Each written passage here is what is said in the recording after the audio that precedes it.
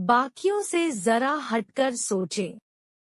एक गांव में मोहन नाम का व्यापारी होता है, जो कि अपने व्यापार को आगे बढ़ाने के लिए दुर्जन नामक साहूकार से 1 लाख रुपए उधार लेता है।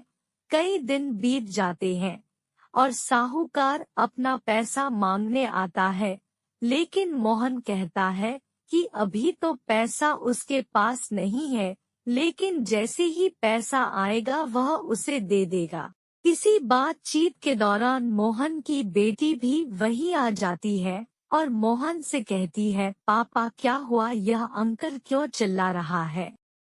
साहूकार उसकी बेटी को देखता है और मोहन से कहता है कि अगर तुम मेरे पैसे अभी नहीं दोगे तो मैं तुम्हारी बेटी से शादी कर लूंगा।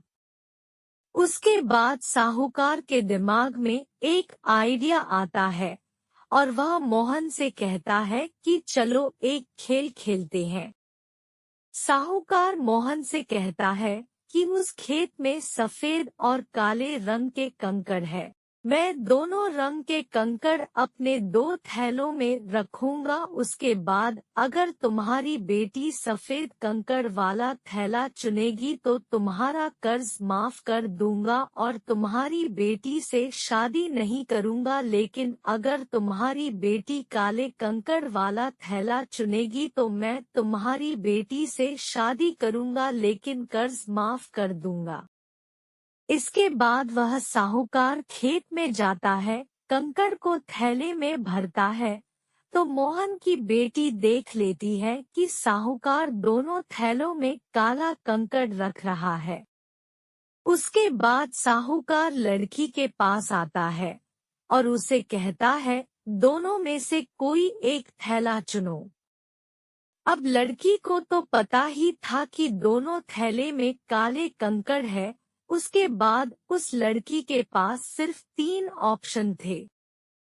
एक, वह कोई भी थैला चुने, उसमें से काला कंकड़ निकलेगा और उसके पापा का कर्ज माफ हो जाएगा, लेकिन लड़की को उस साहूकार से शादी करना पड़ेगा जो कि उसे बिल्कुल मंजूर नहीं था।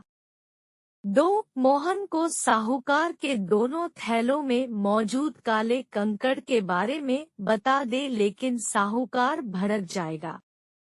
3, या फिर वह वहां से भाग जाए, लेकिन इससे उसके पापा फंस जाएंगे। फिर वह लड़की फैसला करती है कि वह एक थैला चुनेगी।